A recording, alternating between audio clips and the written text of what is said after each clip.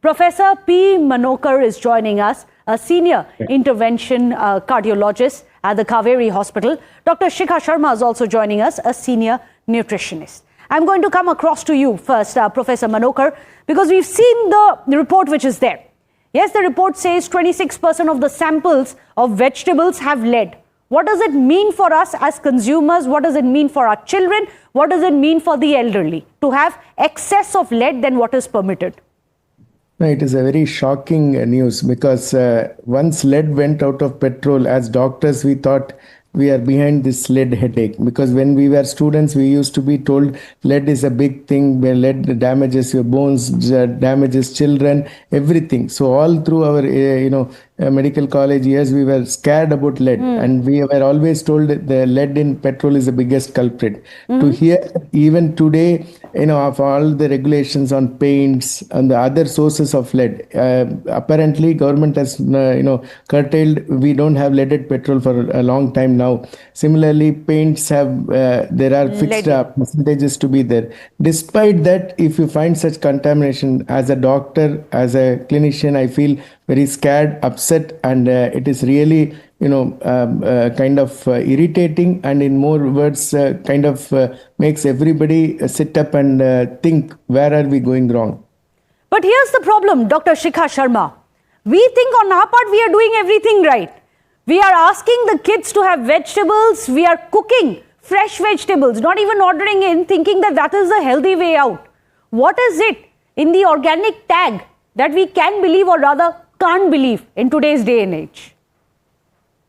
See, fundamentally, organic certification is a proper certification which takes about 7 years. Okay. That means a farm has to be pesticide-free, chemical-free for almost 7 years. Only then it is certified as organic. Now, the issue is that people play with words, and many times they put something which is outside and not really. So organic is Jaivik in Hindi, and it is like a proper FSSAI certificate, the way you have wool mark and many other marks. Right. Now, because people are not aware that it's a separate certificate, so any grocery store writing this is organic, that is organic, they just pick it up like that, which is not the right way of firstly picking up organic food. Second thing is, I think we need stringent laws that anybody declaring a product as organic, if found to have high quantity of pesticides, should be booked under FSSAI rules and regulations and penalized for that. I think that there we need to have higher penalties and also vigilance for that. That is number 2. Third thing, like you have mentioned, that since people do not understand organic and they think natural is automatically organic, which is not. Leafy vegetables in particular, because they attract a lot of pests. Right. So the farmers are putting a lot of pesticide on the leafy vegetables and some kind of fruits, particularly grapes. So I think it's also important to pick those vegetables which are not so fancy or which are not grown in high quantities. So such as? You said, like local vegetables, like like chulai is there, and many other local vegetables are there which are not grown in large quantities. See, potato and brinjals are grown in very, very large quantities.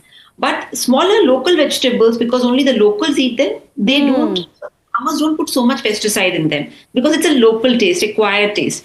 Those are some of those hacks you can use till the time the organic policy is sorted out. Because I think as a country, and particularly I'm glad you mentioned the Singapore and the Hong Kong banning our spices.